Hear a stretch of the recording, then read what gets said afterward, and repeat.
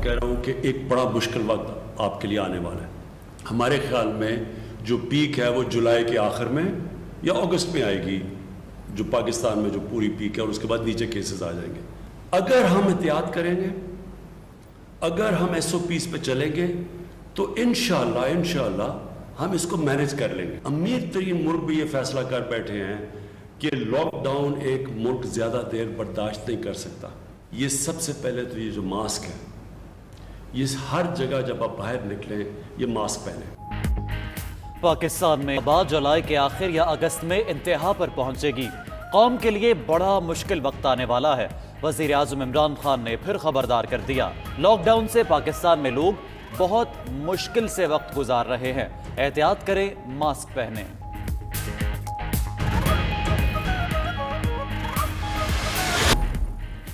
Money laundering और असासा जात case में शहबाज शरीफ की आज नैब लाहौर में पेशी। सदर नून लीग की पेशी के मौके पर कारकुनों को भी कॉल दी जाएगी। उधर जराए के मुताबिक नैब ने मनी लॉन्ड्रिंग इंक्वायरी में शहबाज शरीफ के दामाद हारून यूसुफ और भतीजी आसिमा डार को भी शामिल तफ्तीश कर लिया।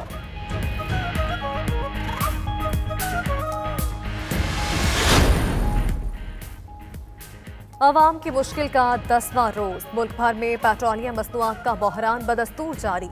ऑयल मार्केटिंग कंपनियों की हठधर्मी बरकरार। उधर ओगरा और वजारत पेट्रोलियम ने जिम्मेदारी अवाम पर डाल दी। पेट्रोलियम मसनूआत की किल्लत की इब्तदाई रिपोर्ट तैयार है।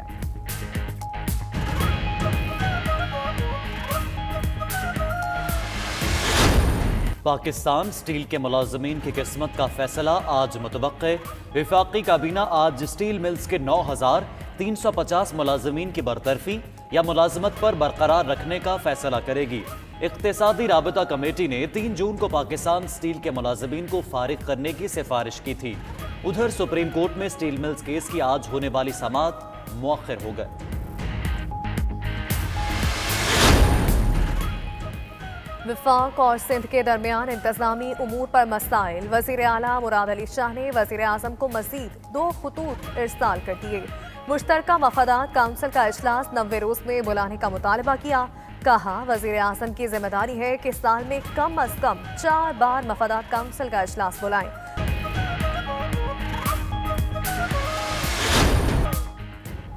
मुल्क के मुख्तलिफ शहरों में बादलों ने रंग जमा दिया। इस्लामाबाद में मूसलाधार बारिश। फैसलाबाद, गुजरांवाला, सरगोदा में बादल बरस पड़े। सांगला हिल, मानावाला, पिंड दादन खान में भी बारिश। लाहौर में गर्द आलूद हवाओं का राज। मौसम खुशगवार हो गया।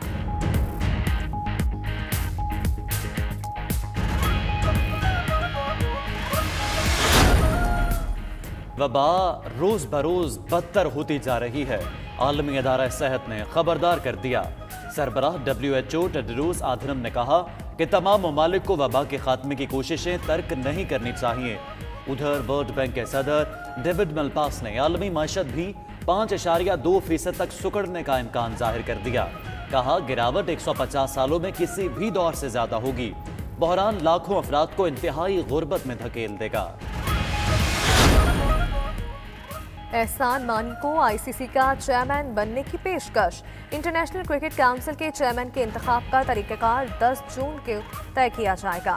ICC के अहम अरकान का PCB के चेयरमैन पर नया ओहदा संभालने पर जोर। माली मामलात और अंदरूनी इख्तलाफात खत्म करवाने के लिए एहसान मानी से उम्मीदें लगा ली। एहसान मानी इससे कबल ICC के सदर रह चुके।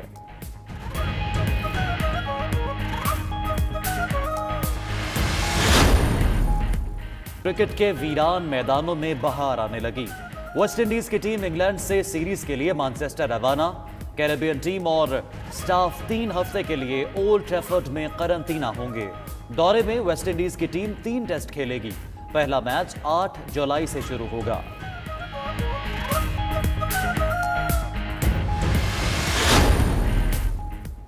और चीन में जगमग करते ड्रोन्स ने देखने वालों को मबहूत कर दिया। चीनी सूबे हर्बन में मुनफरिद शो में LED लाइट से मुज़य्यन 1000 रिमोट कंट्रोल ड्रोन्स एक साथ उड़े तो हर सू रोशनियां बिखर गईं।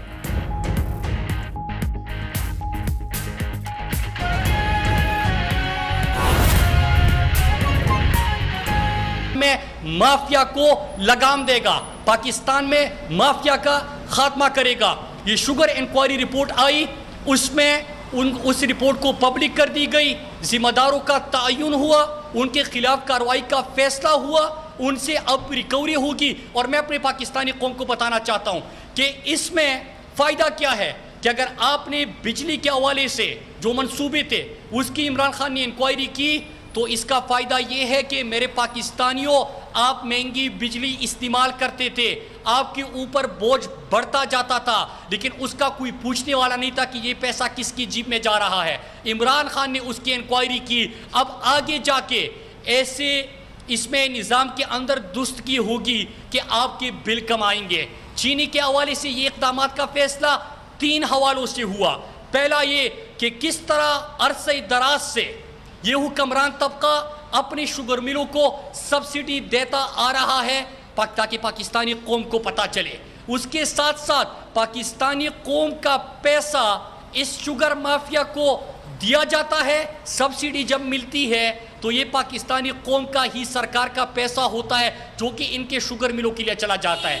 پھر چینی مہنگی ہوتی ہے, اس کا بوجھ بھی آپ برداشت کرتے ہیں اور مہنگی چینی خریدتے ہیں. اس انکوائری رپورٹ اس کو پبلک کرنے اور سزائیں دینے کے بعد ہوگا کیا کہ ان لوگوں سے ریکوری ہوگی, ان کو سزائیں ملے گی, مستقبل کے لیے نظام کی درستگی ہوگی کہ کبھی بھی پاکستانی قوم کے اوپر یہ بوجھ نہ پڑے.